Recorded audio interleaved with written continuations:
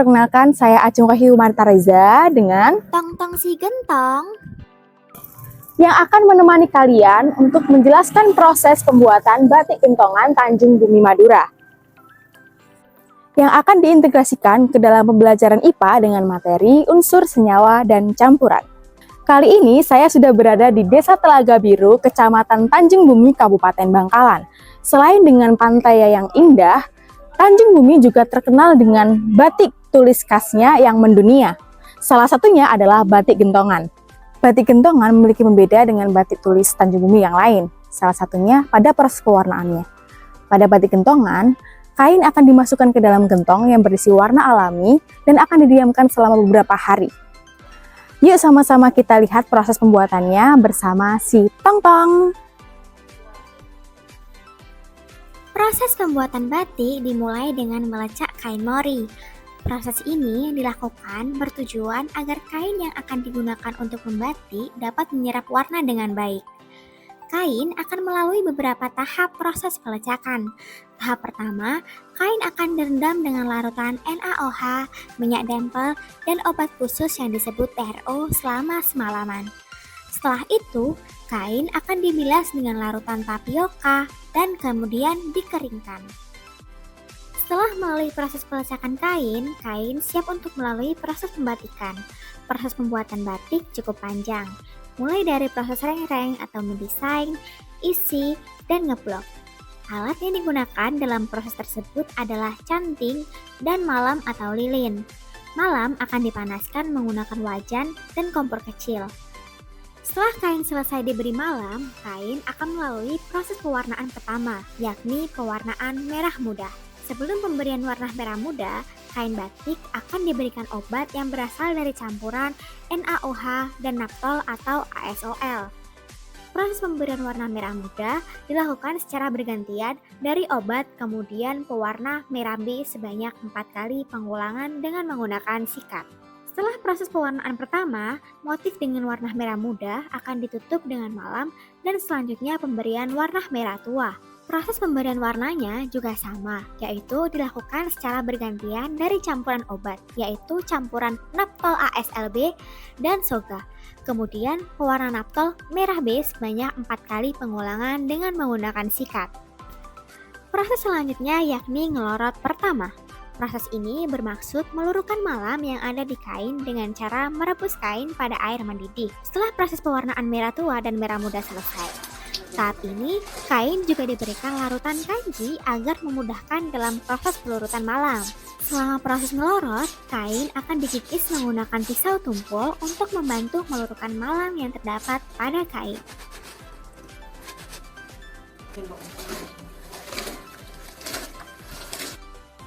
Kain yang sudah dilorot akan melalui proses penjemuran.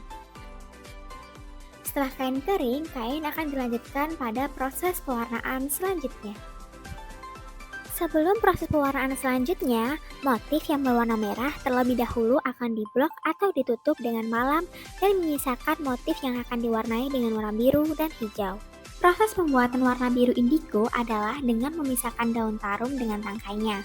Kemudian, daun akan direndam dengan air selama 1 hari 1 malam.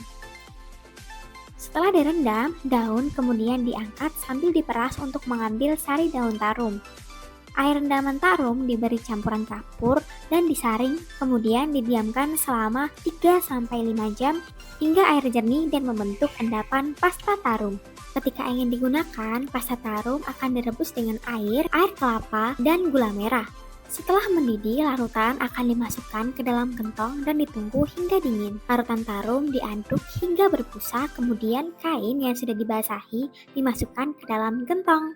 Pada proses perendaman kain di dalam gentong, kain akan didiamkan 1 hingga 5 hari sampai warna yang diinginkan tercapai. Setelah melalui proses pewarnaan tarum, selanjutnya kain akan direndam dengan air selama 2 hari. Setelah didiamkan selama 2 hari, motif yang ingin diwarnai hijau kulit pohon mundu akan dikerok menggunakan sendok. Kemudian kain akan diberi obat oramen yang berguna untuk mengunci warna alami hijau kulit pohon mundu nantinya.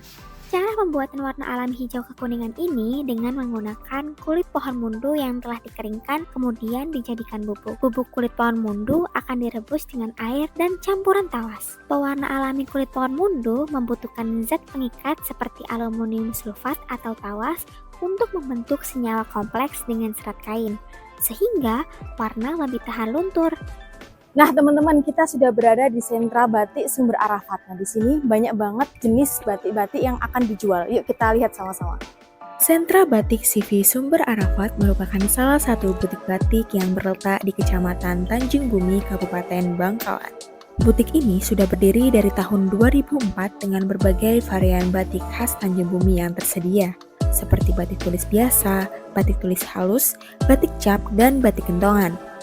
Kain batik dijual dengan harga mulai dari puluhan ribu hingga jutaan ribu. Tidak hanya menjual kain batik, pada CV Sumber Arafat juga terdapat berbagai model karya yang divariasikan dengan keindahan batik, seperti sepatu, tas, dan baju.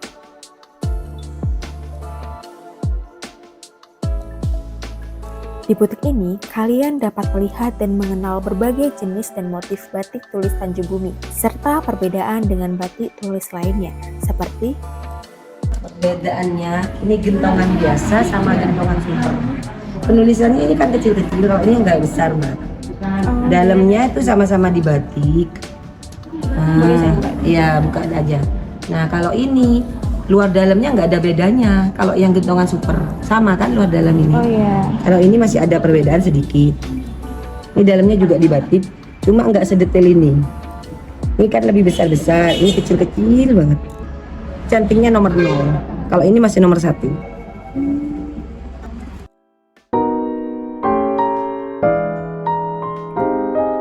Baik murid-murid, sekarang kita akan belajar pada pertemuan 1 yaitu mengenai unsur dan senyawa. Dengan tujuan pembelajaran, siswa dapat mengetahui unsur, senyawa, dan sifat-sifatnya. Siswa dapat menjelaskan perbedaan unsur logam dan non-logam berdasarkan sifatnya. Dan juga, siswa dapat menyajikan informasi mengenai penggunaan unsur senyawa dalam kehidupan sehari-hari. Dan yang terakhir adalah, siswa dapat mendeskripsikan perbedaan unsur dan senyawa. Nah, kalian pasti penasaran kan, apa yang dimaksud unsur? Unsur merupakan zat tunggal yang tidak dapat diuraikan lagi menjadi yang lebih sederhana melalui reaksi kimia. Contoh unsur dalam kehidupan sehari-hari ada emas dan juga besi. Untuk memudahkan pembelajaran, para ilmuwan sepakat untuk menyamakan penyebutan nama terhadap unsur-unsur. Nah, lembaga yang mengatur penamaan dan simbol unsur tersebut adalah International Union of Pure Applied Chemistry atau yang disingkat IUPAC. Penamaan dan simbol unsur ini dibagi menjadi 3, yaitu penamaan memakai bahasa Latin, yaitu seperti karbon menggunakan karbon, dan simbol unsur diambil dari huruf pertama. Karbon diambil menjadi C. Dan jika ada 2 unsur yang memiliki huruf depan yang sama, maka akan ditambahkan 1 huruf. Seperti kalsium akan ditambahkan menjadi Ca. Nah, pengelompokan unsur sendiri ada logam, non-logam, dan semi-logam atau yang bisa disebut metaloid. Nah, sifat-sifat logam itu seperti apa sih, Bu? Nah, sifat logam ada yang pertama, kuat dan juga keras. Yang kedua, mudah dibentuk atau ditempa dengan perlakuan khusus misalnya dibakar. Nah, yang ketiga, dapat menghantarkan listrik. Dan yang keempat adalah mengkilap. Contoh-contoh dari unsur logam itu apa saja? Ada contoh seperti aluminium, zinc, dan sukrum atau tembaga. Selanjutnya ada unsur non-logam. Nah, sifat-sifat dari unsur non-logam ini sangat keterbalikan dari unsur logam. Apa saja sih sifat-sifatnya? Nah, yang pertama, tidak dapat ditempa. Yang kedua, tidak mengkilap. Dan yang ketiga, kemampuan menghantarkan listriknya itu sangat rendah. Contohnya apa saja sih, Bu? Contohnya itu ada oksigen, hidrogen, dan helium. Dan masih banyak lagi unsur non-logam yang ada di sekitar kita. Yang terakhir, ada semilogam atau metaloid. Metaloid ini adalah unsur peralihan antara logam dan non-logam dan memiliki sifat logam dan non-logam. Sifat-sifat dari metaloid sendiri, yang pertama adalah berupa padatan. Yang kedua, rapuh, tidak keras sama sekali, dan yang ketiga bisa menghantarkan listrik dengan kondisi tertentu atau semikonduktor.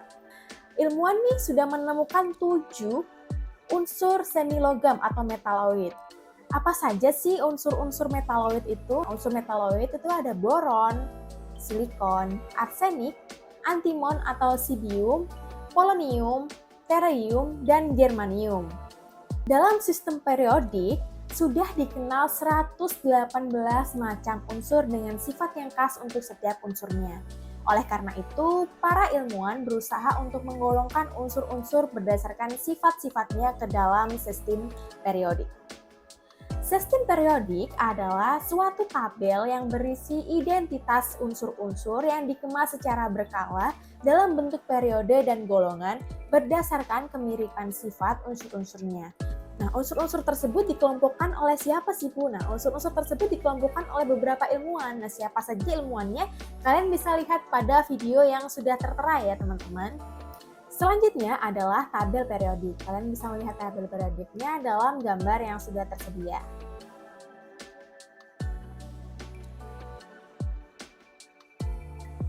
Nah, selanjutnya kita akan belajar tentang senyawa. Senyawa adalah suatu zat tunggal yang dapat diuraikan menjadi zat-zat lain yang lebih sederhana melalui reaksi kimia. Nah, walaupun terdiri atas unsur-unsur, sifat senyawa berbeda dengan unsur-unsur penyebutnya. Contoh senyawa ada air atau H2O dan juga karbon dioksida atau CO2. Dan masih banyak lagi contoh senyawa yang ada pada sekitar kita. Senyawa sendiri dibagi menjadi 2 jenis, yaitu senyawa organik dan juga anorganik. Senyawa organik adalah senyawa yang dibentuk dari atom karbon dan hidrogen. Umumnya berasal dari makhluk hidup. Contohnya ada glukosa atau C6H12O6 dan juga gas metana atau CH4 dan masih banyak lagi. Selanjutnya adalah senyawa anorganik. Senyawa anorganik adalah senyawa yang dibentuk dari unsur logam yang berikatan dengan unsur logam atau non-logam lainnya. Contohnya ada NaCl atau garam dapur dan juga H2O atau air. Nah, selanjutnya kita akan belajar mengenai apa saja sih unsur dan senyawa pada proses pembuatan batik gentongan Tanjung Bumi Madura. Salah satunya ada canting. Canting berfungsi untuk membantu menorehkan malam atau lilin ke kain. Unsur logam yang terdapat pada canting terletak pada nyamplung. Bagian ini biasanya terbuat dari tembaga. Dan juga gekeng canting. Gekeng canting terbuat dari kayu yang mengandung unsur karbon. Selanjutnya ada gawangan. Gawangan berfungsi sebagai alat yang berguna untuk memudahkan para pembatik menaruh kain dalam proses pemberian malam. Gawangan tersebut terbuat dari kayu yang mengandung unsur karbon. Contoh senyawa yang terdapat pada proses pembuatan batik gentongan ada pada air, NaOH yang digunakan selama proses pelacakan kain. Ada juga tawas yang digunakan selama proses pembuatan pewarna alami hijau mundu, ada kapur yang digunakan pada proses pembuatan pewarna tarum, ada tepung tapioka yang digunakan pada proses loret kain, dan ada naftol yang digunakan untuk pewarnaan kain.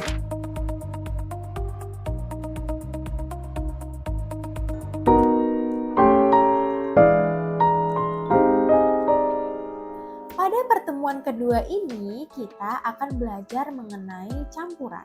Dengan tujuan pembelajaran, siswa dapat mengetahui campuran dan jenisnya. Kemudian yang terakhir ada siswa dapat menjelaskan perbedaan antara campuran homogen dan heterogen. Campuran adalah suatu zat yang terbuat dari gabungan dua atau lebih zat yang berbeda tanpa melalui reaksi kimia. Campuran tidak membentuk zat baru dan pembentukannya masih bisa dipisahkan dengan cara tertentu. Macam-macam campuran itu ada larutan. Larutan bersifat homogen, zat terlarut tersebar merata, kemudian tidak dapat disaring. Contoh dari larutan adalah air dan sirup. Kemudian ada lagi nih suspensi. Sifat-sifatnya yaitu bersifat heterogen, mengendap, dan dapat disaring. Contoh dari suspensi sendiri itu apa, Bu? Contohnya ada pada kopi. Selanjutnya adalah campuran koloid. Dengan memiliki sifat heterogen, dapat disaring dengan penyaring ultra dan juga bersifat stabil. Contohnya ada susu. Contoh campuran dalam proses pembuatan batik kentongan ada pada penggunaan malam atau lilin, yang terdiri atas campuran parafin dan gondorukem atau arpus. Selanjutnya, kapur dan larutan daun tarum yang digunakan pada proses pewarnaan biru tarum. Campuran minyak dempel, TRO, NaOH, dan air pada proses pelecakan. Kemudian ada tawas dan larutan kulit pohon munduh yang digunakan pada proses pewarnaan hijau munduh. Pewarna kimia dan air yang digunakan untuk mewarnai merupakan campuran antara pewarna dan air dengan konsentrasi tertentu. Obat yang digunakan untuk lapisan sebelum diwarnai merupakan campuran antara air dan juga bubuk obat.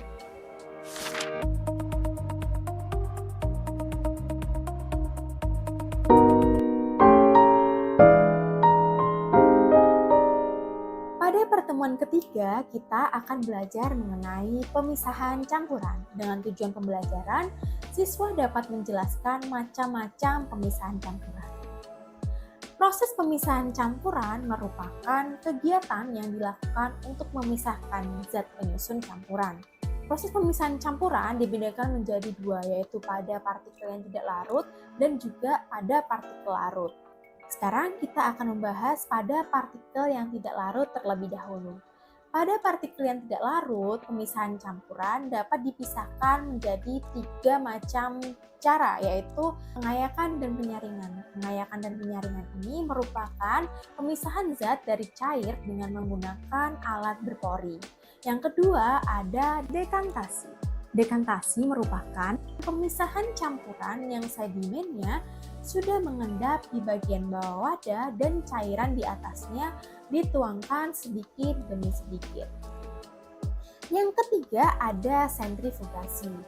Pemisahan campuran pada sentrifugasi ini memanfaatkan gerakan partikel dalam proses pemisahan campurannya dengan alat berputar dengan tenaga motor.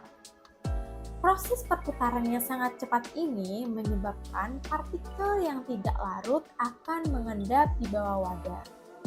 Nah, selanjutnya ada pada partikel yang larut. Pada partikel yang larut ada 2 cara pemisahan campuran. Yang pertama ada destilasi. Destilasi merupakan pemisahan zat dari cair dengan memanfaatkan titik didih yang berbeda.